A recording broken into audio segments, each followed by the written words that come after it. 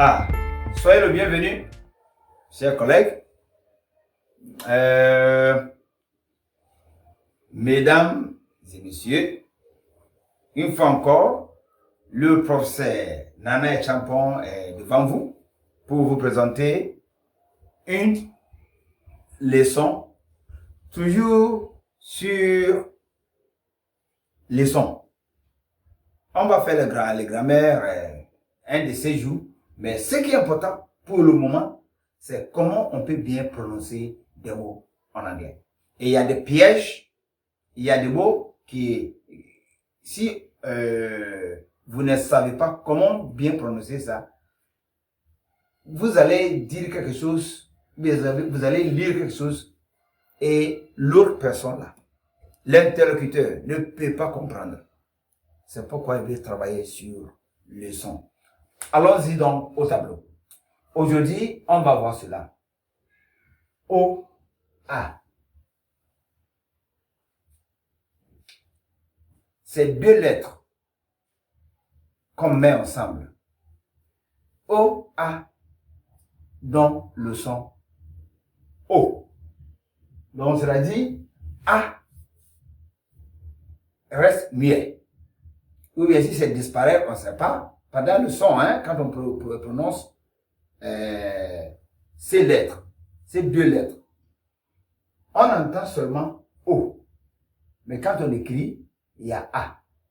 Donc, O-A se prononce O. O-E. O-E.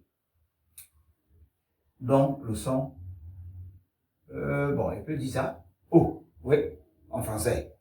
Ah, j'aimais ça. Voilà, pour montrer que c'est le son, la transcription. Oui. Donc, O-A, on prononce comme ça, comme en français. O.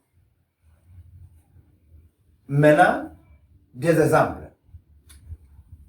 Exemple numéro 1. Maintenant, je vais tout écrire. Je vais donner à peu près 4 ou bien 5 exemples. Il faut essayer de prononcer, mais je reviens pour le prononcer tout. Exemple numéro 2.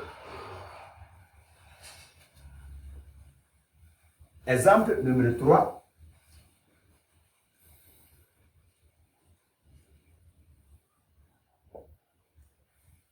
Exemple numéro 4.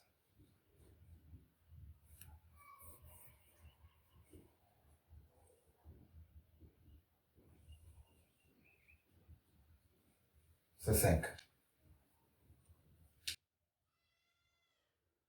Oui.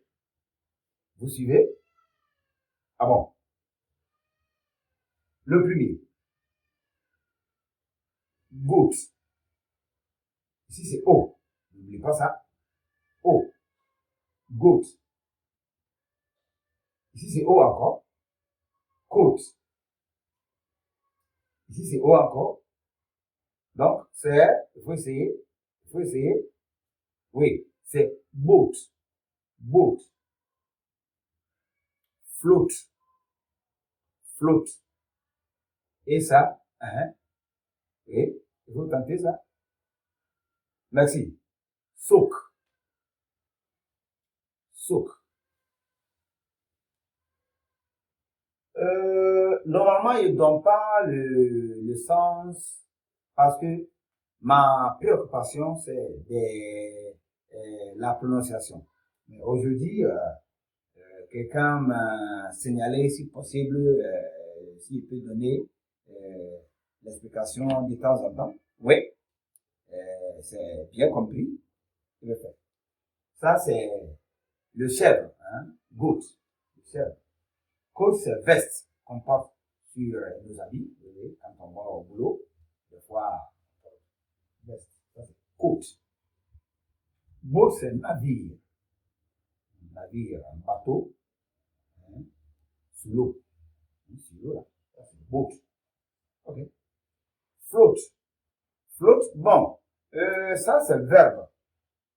Donc, je vais essayer de vous donner l'explication. Si tu mets quelque chose qui est légère dans l'eau, ça ne va pas au profond, ça reste toujours sur l'eau. Là, on dit la chose flotte. Flotte. Je vais chercher le bon français pour ça, mais c'est que pour le moment, vous comprenez ça. Je mets quelque chose dans l'eau, par exemple. Si, voilà, une feuille de papier, je mets une feuille de papier sur l'eau, ça ne plonge pas dedans, ça reste toujours, donc ça veut dire the paper floats. Le papier est toujours sur l'eau là. Ça c'est float, hein? Ça ne plonge pas dans l'eau, oui. Soak, c'est mettre des habits dans l'eau. Si par exemple tu as un habit très sale et c'est très difficile à laver en même temps, tu mets dans l'eau pour quelques heures, bien 2 jours, bien, bon, je sais pas, à peu près, ça peut faire quelques temps avant de laver ça. Là on dit you soak your shirt or you soak your attire. Attire c'est habit. Ok? Donc, ce que je veux dire, c'est le son qui est ma préoccupation. Il faut bien savoir ça. Ce qui suit va venir avec le temps. Donc, ça c'est goat, coat, boat, float et soak. Si vous voyez des mots comme ça, il faut essayer de prononcer O-A. Le son c'est O. Merci beaucoup. C'est Professeur Nana. Je vous dis au revoir et à la prochaine. On va se croiser encore. Bye bye.